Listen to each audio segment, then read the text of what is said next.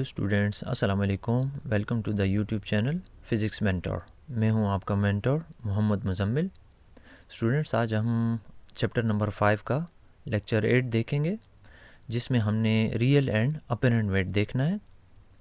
देखें, real wait वो force है जिससे ज़मीन हर ऑब्जेक्ट को अपने सेंटर की तरफ अट्रैक्ट कर रही है, और ये फोर्स हम जानते हैं कि W से रिप्रेजेंट की जाती है, जो कि mg के बराबर होती है। वेट एक फोर्स है, इसीलिए ये एक वेक्टर क्वांटिटी है जिसे न्यूटन्स में मेजर किया जाता है। जबकि अपरेंट वेट वो फोर्स है जिसको अप्लाई करके हम किसी ऑब्जेक्ट को गिरने से बचा सकते हैं। इसीलिए इसको डिफ़ाइन कुछ इस तरह से किया जाता है कि the force needed to prevent a body from falling is called as apparent weight. मैंने यहाँ पर अपरेंट वेट को टी से रिप्रेजेंट किया है। सो जहाँ कहीं भी आपको टी नज़र आएगा वो अपरेंट वेट को रिप्रेजेंट कर रहा होगा। अब सवाल ये है कि अपरेंट वेट और रियल वेट में क्या फ़र्क है। इसी का जवाब नीचे मैंने मेंशन किया कि अपरेंट वेट रियल वेट के बराबर भी हो सकता है, उससे बड़ा भी हो सकता है, छोटा भी हो सकता है और ज़ीरो भी हो सकता है, इवन के नेगेटिव भी हो सकता है अपरेंट वेट। लेकिन उसके लिए चंद एक कंडीशंस हैं जो कि हमें स्टेप वाइज एक एक देखनी होगी। इसके लिए सबसे पहले आपने एक फ़िगर समझनी है। देखिए, इस फिगर में एक एलिवेटर है, एक लिफ्ट है, जिसके अंदर एक औरत है और साथ ही एक स्प्रिंग बैलेंस है। इस स्प्रिंग बैलेंस के साथ एक मछली लटक रही है। अब स्प्रिंग बैलेंस किसे कहते हैं? देखें, ये वो डिवाइस है कि जिसके अंदर एक स्प्रिंग लगा होता है। आप इसके साथ जब कोई मास अटैच करते हैं तो ये उसका वज़न बता देता है। तो स्प्रिंग बैलेंस आपको अक्सर कसाब की दुकान पे देखने को मिल जाएगा, जिसमें वेट बड़ी आसानी से रीड किया जा सकता है। हमारी टेक्स्ट बुक में इस मछली का जो रियल वेट है वो 41 न्यूटन के बराबर लिया गया है। ठीक है, 41 न्यूटन इसको लिया गया है। अब हम स्टार्ट इस चीज़ से करेंगे। याद रखिएगा कि मैंने आपको कहा कि ये 4 केसेस हमने 1 बाय 1 प्रूव करने हैं कि apparent weight is equal to the real weight, greater than the real weight, lesser than the real weight and even it can be zero. तो 1 बाय 1 ये सब प्रूव करना है। स्टार्ट पहला इसी से लेंगे कि लिफ्ट या elevator with zero acceleration. Elevator upward direction में अगर जाना शुरू कर दे और वो कांस्टेंट वेलोसिटी से जा रही हो, तो जब कोई ऑब्जेक्ट कांस्टेंट वेलोसिटी से जाता है तो उसका एक्सेलरेशन नहीं होता, यानी ज़ीरो होता है। सो इसीलिए यहाँ a is equal to zero भी लिखा है। साथ ही साथ आप ये भी कंसिडर करें कि ये जो फिश है इसके ऊपर कितनी फोर्सेस एक्ट कर रही हैं। देखें, एक तो जिस रस्सी से ये सस्पेंडेड है उसमें टेंशन है जो कि अपवर्ड डायरेक्शन में है, और एक ज़मीन की ग्रेविटेशनल फोर्स है जो कि इसके वेट के बराबर है mg, डाउनवर्ड डायरेक्शन में है। तो नेट फोर्स इस फिश के ऊपर एक्ट करने वाली वो है T माइनस mg। अब न्यूटन सेकंड लॉ को तो आप पहले से जानते हैं फिजिकल टाइम में, जिसमें F नेट फोर्स को रिप्रेजेंट करा है। सो मैंने ये जो नेट फोर्स है ये उठा के यहाँ F की जगह पुट कर दी, मेरे पास T माइनस mg आ गया। माइनस mg को उधर ले जाता हूँ तो प्लस mg हो जाता है, जबकि a is equal to zero होगा, क्योंकि ये एलिवेटर, ये लिफ्ट ऊपर को कांस्टेंट वेलोसिटी से जा रही है। तो कांस्टेंट वेलोसिटी के केस में यहाँ a की जगह जब ज़ीरो पुट करेंगे मेरे पास ये सिफर आ गया, और माइनस mg जो है वो प्लस mg बन जाता है दूसरी साइड पे जाके। ये है आपका mg यानी कि रियल वेट, और लेफ़्ट साइड वैसे की वैसे ही रहेगी। तो देखें, जब कभी भी कोई एलिवेटर अपवर्ड डायरेक्शन में जाए, या इवन यही बात डाउनवर्ड के लिए भी साबित की जा सकती है, क्योंकि दोनों केसेस में एक्सेलरेशन नहीं होता। तो एक्सेलरेशन जब जब नहीं होगा एलिवेटर के अंदर, चाहे अपवर्ड मूव करे या डाउनवर्ड मूव करे, apparent weight will always be equal to real weight. ठीक है, तो ये एक कंडीशन है जिसको आपने याद रखना है कि जब कभी भी कोई एलिवेटर अपवर्ड डायरेक्शन में जाए या डाउनवर्ड डायरेक्शन में जाना शुरू कर दे with zero acceleration, with no acceleration, तो उस सूरत में जो अपरेंट वेट होता है वही रियल वेट होता है। अच्छा, मैंने यहाँ पे इससे पहले कि मैं अगले स्टेप में जाऊँ, यहाँ चूँकि 41 न्यूटन मुझे वेट गिवन था रियल वेट, तो मैंने वहाँ से मास भी निकाल लिया। हम जानते हैं W is equal to mg, तो मैंने m is equal to W by G करके g की वैल्यू ज़बानी पता है, सो मैंने 4.18 किलोग्राम इसका मास है वो कैलकुलेट करके रख लिया। ये मुझे काम आएगा आगे कैलकुलेशन करते हुए। चलें नेक्स्ट केस देखते हैं, जिसके अंदर हमारी जो एलिवेटर है वो अपवर्ड डायरेक्शन में मूव कर रही है विद एक्सेलरेटेड मोशन।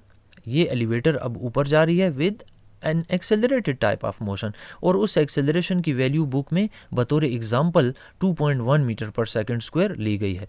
अब देखें अपवर्ड डायरेक्शन में जो फोर्स एक्ट कर रही है वो टी है, डाउनवर्ड डायरेक्शन में जो फोर्स एक्ट कर रही है वो एम जी है। तो नेट फोर्स अब भी T minus M G act कर रही है। न्यूटन सेकंड लॉ में F is equal to M A के अंदर एफ की जगह फिर T minus M G put किया। अब इस बार ए ज़ीरो नहीं होगा बल्कि ए वैसे का वैसे ही रहेगा जिसकी एग्जाम्पल के तौर पे वैल्यू 2.1 ली गई है। अब माइनस एम जी दूसरी साइड पे जाके प्लस एम जी बन गया। देखें एम की वैल्यू मैंने अभी आपको बताइए 4.18 है, जी की वैल्यू हमें ज़बानी पता होती है, ए की वैल्यू बुक में बतौर एग्जांपल 2.1 ली गई है। ये सब वैल्यूज़ जब पुट करता हूँ तो मेरे पास अप्रॉक्सीमेटली स्पीकिंग राउंडिंग ऑफ करने के बाद टी की वैल्यू यानी अपरेंट वेट की वैल्यू आ रही है 50 न्यूटन। तो आपने नोट किया कि 41 न्यूटन का ऑब्जेक्ट जो है यानी 41 न्यूटन की ये फिश थी ना, इसका वज़न रियल वेट 41 न्यूटन था, वो मेरे पास 50 न्यूटन निकल रहा है। ये ज़रूरत से ज़्यादा निकल आया। ये क्यों? क्योंकि एलिवेटर अपवर्ड डायरेक्शन में एक्सेलरेटेड मोशन के साथ जा रही है। तो जब कभी भी एलिवेटर अपवर्ड डायरेक्शन में जाएगी विद एक्सेलरेटेड मोशन तो उस वक्त अपरेंट वेट बढ़ जाएगा उस ऑब्जेक्ट का। ठीक है, so apparent weight is greater than या more than the real weight if acceleration is greater than 0। ठीक है, अब तीसरा स्टेप देखते हैं। यही एलिवेटर अगर डाउनवर्ड डायरेक्शन में इसी 2.1 मीटर पर सेकंड स्क्वायर के साथ मूव करना शुरू कर दे तो देखें अब डाउनवर्ड डायरेक्शन में जा रहा है तो पहले डाउनवर्ड फोर्स लिखेंगे यानी mg, बाद में टी लिखेंगे। तो मैंने नेट फोर्स को अब यूं लिखा mg माइनस टी, अपवर्ड के लिए टी माइनस एम जी। अच्छा, अब फिर सेकंड लॉ में f की जगह mg माइनस टी पुट कर लें। ये माइनस टी उस साइड पे चला जाएगा और उधर से ma इस साइड पे आ जाएगा। तो ma देखें नेगेटिव हुआ नज़र आ रहा है, माइनस टी उस साइड पे जाके प्लस टी आपको नज़र आ रहा है। तो ये कौन सी इक्वेशन है? जब एलिवेटर डाउनवर्ड डायरेक्शन में मूव कर रही हो with accelerated type of motion. ठीक है, मास की वैल्यू हमें पता है, जी की वैल्यू पता है, ए की वैल्यू पता है। जब ये कैलकुलेटर से चेक करते हैं तो 32 न्यूटन आता है। आपको मैं फिर से याद दिलाऊं कि असल वज़न उसका 41 न्यूटन था और हमारे पास इस वक्त अपरेंट वेट आ रहा है 32 न्यूटन। इसका मतलब है कि जब कभी भी कोई एलिवेटर डाउनवर्ड डायरेक्शन में मूव करेगी एक्सेलरेशन के साथ तो उसका जो अपरेंट वेट है असल वेट से यानी रियल वेट से कम हो जाएगा। So apparent weight is less than real weight if acceleration is greater than 0 और डाउनवर्ड डायरेक्शन में। ठीक है, पहले अपवर्ड डायरेक्शन में था, अब डाउनवर्ड है, सो अपरेंट वेट कम हो गया। अच्छा, अब इस एलिवेटर को फ्रीली रिलीज कर देते हैं। इसका मतलब है कि ये एलिवेटर जो है वो फ्रीली फॉलिंग मोशन में आ गई। फ्री फॉल मोशन जो है इसका मतलब है कि 9.8 मीटर पर सेकंड स्क्वायर का एक्सेलरेशन जो है प्रोड्यूस हो रहा है। अब देखते हैं कि ये इक्वेशन हमें क्या देती है। तो देखें Newton second law F is equal to M A के अंदर चूंकि ये डाउनवर्ड डायरेक्शन में जा रही है तो इसलिए mg माइनस टी मैंने यहाँ नेट फोर्स की जगह रिप्लेस कर दिया। फिर वही अरेंजमेंट है, माइनस टी उधर चला जाएगा, एम ए इधर आके माइनस में हो जाएगा। चूंकि फ्रीली फॉलिंग बॉडी है ये एलिवेटर फ्री फॉल मोशन में है तो हर चीज़ जो फ्री फॉल मोशन में होती है उसके अंदर 9.8 मीटर पर सेकंड स्क्वायर का एक्सेलरेशन होता है, वो मैंने यहाँ पे मेंशन किया हुआ है। ठीक है, ये जब मैं यहाँ पे पुट कर देता हूँ यानी a is equal to G put करता हूँ तो mg माइनस mg 0 आ जाता है। तो देखें एक ऐसा सरप्राइजिंग रिजल्ट आपके सामने आ गया कि जिससे एक ऑब्जेक्ट का बिल्कुल अपरेंट वेट 0 हमारे पास आ गया। ये कब? जब जो एलिवेटर है वो फ्री फॉल मोशन में होगा। तो apparent weight is 0 if acceleration is equal to g। ठीक है, ये जो कंडीशन आपके सामने अब आई है ना, ये कहलाती है वेटलेसनेस। आपने कभी पार्क्स में झूलों के अंदर रोलर कोस्टर और ऐसी बहुत सारे झूले होते हैं कि जिसके अंदर आपने महसूस किया होगा जब ऊपर से नीचे की तरफ आना शुरू करें ना तो कुछ अजीब सी कैफियत होती है इंसान की जो कि बयान करना थोड़ा सा मुश्किल हो जाता है। लेकिन उस दौरान जो फीलिंग होती है वो एक्चुअली वेटलेसनेस की कंडीशन है जिसे हम एक्सप्लेन नहीं कर सक रहे होते। ये हमारे नर्वस सिस्टम को, ये हमारे सर्कुलेटरी सिस्टम को, ये हमारे मेटाबॉलिज्म को और कई चीज़ों को अफेक्ट करती है जितनी देर तक वेटलेसनेस होगी। तो वेटलेसनेस की वजह आपको पता चल जानी चाहिए कि फ्री फॉल मोशन जो है इसके दौरान अपरेंट वेट इंसान का नहीं होता, इंसान बिल्कुल बेवज़न होता है, वेटलेस होता है। ठीक है। अच्छा, ये आपको बयान क्यों किया गया? दरअसल बात ये है कि हम जाने वाले हैं सैटेलाइट्स की तरफ, ये स्पेसशिप और सैटेलाइट की स्टडी हम करने वाले हैं। तो उसके अंदर जो स्पेसशिप है उसके अंदर बैठे हुए एस्ट्रोनॉट हैं, वो इस प्रॉब्लम को फेस करते हैं, तो इसलिए आपको ये बताया गया। दरअसल स्पेसशिप जो है वो फ्रीली फॉलिंग बॉडी की एग्जाम्पल है, जिसके अंदर उसका वज़न होता ही नहीं, बिल्कुल बेवज़न होती है, वेटलेस होती है। तो ये प्रॉब्लम जो है एस्ट्रोनॉट्स को फेस करना पड़ता है। तो आए देखते हैं। देखें, ये सैटेलाइट है क्या चीज़? हर वो ऑब्जेक्ट जो ज़मीन के गिर्द घूम रहा हो ना, उसको सैटेलाइट कहते हैं। सैटेलाइट की दो टाइप्स हैं। एक कुदरती तौर पर जो मौजूद हैं, जिसमें सबसे फेमस एग्जांपल मून की है, और एक आर्टिफिशियल सैटेलाइट होते हैं जो कि हम लॉन्च करते हैं और वो ज़मीन के गिर्द घूमते हैं। उनकी एक एग्जांपल जो आपकी बुक में है ना, वो है ISS यानी इंटरनेशनल स्पेस स्टेशन। अच्छा, तो अब आप ज़रा इन दो पिक्चर्स को समझिए। देखें, सबसे पहली चीज़ तो ये है कि आप जानते हैं कि अर्थ जो है वो बिल्कुल स्ट्रेट नहीं है, कोई स्क्वायर या बॉक्स नहीं है, ये कर्व्ड है। ठीक है। तो अगर ये डैश्ड लाइन को देखें, डैश्ड लाइन को, एक्सपेरिमेंट्स ने ये शो किया है कि जब आप हॉरिजॉन्टली ज़मीन पर 8 किलोमीटर यानी 8000 मीटर का फासला तय कर लेते हैं तो ज़मीन 5 मीटर डाउन हो जाती है। यानी ये ज़मीन का एक्चुअली कर्वेचर आपको शो कर रहा है। ज़मीन की असल कर्वेचर ये ग्रीन कलर की लाइन है, जिस वक्त जहाँ से मेरी एरो आपको गुजरती हुई नज़र आ रही है। यहाँ पर A लिखा हुआ है आपकी बुक में और यहाँ पर C लिखा हुआ है। ये ज़मीन की असल कर्वेचर है AC। ठीक है। ये कैसे बनती है? जब आप 8 किलोमीटर का हॉरिजॉन्टल डिस्टेंस तय करते हैं तो ज़मीन ऑलरेडी 5 मीटर डाउन हो चुकी होती है। ये है ज़मीन का कर्वेचर। अब ये ज़रा पॉइंट ज़हन में रखिएगा। मैं यहाँ पर ज़मीन की सरफेस से एक कैनन बॉल को फायर करता हूँ, यानी कि तोप से गोला फायर करता हूँ, तो होगा क्या कि प्रोजेक्टाइल, तो आपको याद होगा प्रोजेक्टाइल मोशन की तरह ये कैनन बॉल पाथ ए को फॉलो करते हुए ज़मीन पर आकर गिर जाएगा, पाथ ए को, एक प्रोजेक्टाइल की तरह, क्योंकि ज़मीन उसको खींच रही है अपनी तरफ। अच्छा, लेकिन अगर मैं उसको ज़रा ज़्यादा स्पीड के साथ फेंकूं, ज़्यादा तेज़ फायर करूं, तो वो थोड़ा दूर जाके गिरेगा, लेकिन अब भी सरफेस ऑफ अर्थ के ऊपर गिर जाएगा।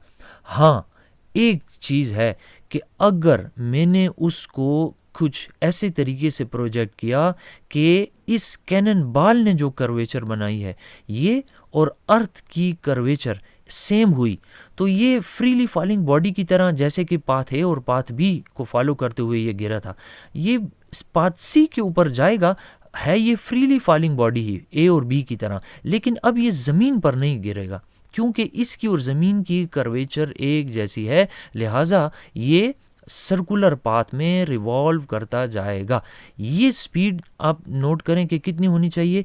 आप हॉरिजॉन्टल डिस्टेंस को देखें, 8 किलोमीटर यानी 8000 मीटर लिखा हुआ है, लिहाजा जो ऑब्जेक्ट भी 8000 मीटर पर सेकंड यानी 8 किलोमीटर पर सेकंड की स्पीड से फायर किया जाएगा, प्रोजेक्ट कर दिया जाएगा सरफेस ऑफ अर्थ से, तो वो सर्कुलर पाथ में ज़मीन के गिर्द इनडेफिनेटली रिवॉल्व करता जाएगा, क्योंकि ज़मीन की ग्रेविटेशनल फोर्स सैटेलाइट की वेलोसिटी की सिर्फ और सिर्फ डायरेक्शन बदलेगी, नॉट मैग्नीट्यूड। यही बात मैंने एक और तरीके से बयान की है। ये फिर से आप उन्हीं पिक्चर्स को देख सकते हैं। देखें, अगर आप इसको 8 किलोमीटर पर सेकंड से कम स्पीड पर, जैसा कि A एंड जैसा कि B, इसमें लेस देन 8 किलोमीटर पर सेकंड से प्रोजेक्ट करेंगे तो ये ज़मीन पर आ जाएगा। अगर आप इसको एग्जैक्टली 8 किलोमीटर पर सेकंड की स्पीड से फायर करते हैं तो ये ज़मीन के गिर्द सर्कुलर पाथ में ऑर्बिट करता रहेगा, और अगर आप ग्रेटर देन 8 किलोमीटर पर सेकंड की स्पीड से प्रोजेक्ट करेंगे तो ये एलिप्टिकल पाथ बनाते हुए ज़मीन के गिर्द रिवॉल्व करता रहेगा। ठीक हो गया? यहाँ तक बात उम्मीद है कि समझ आई होगी आपको।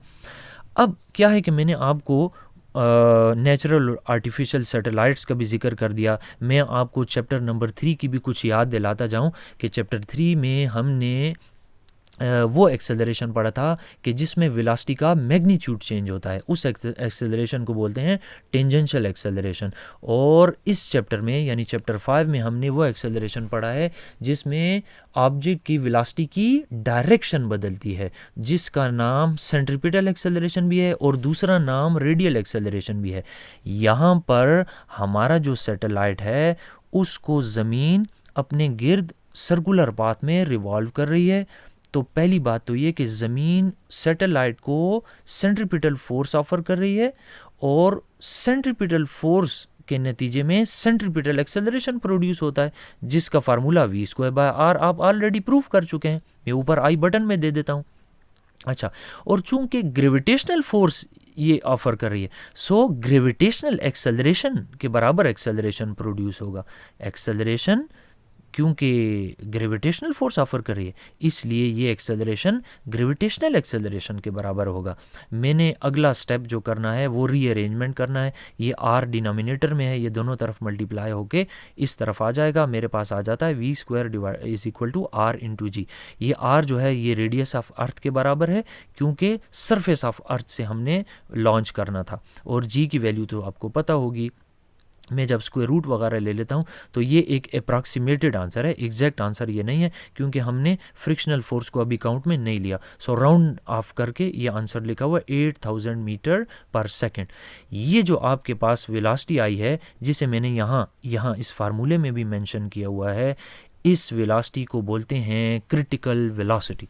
और डिफ़ाइन कुछ इस तरह से करते हैं कि ये वो कम तरीन वेलोसिटी है जिससे कि हम अगर किसी ऑब्जेक्ट को फायर कर देंगे, प्रोजेक्ट कर देंगे, तो वो सर्कुलर पाथ में ज़मीन के गिर्द रिवॉल्व करता रहेगा, just like a freely falling body.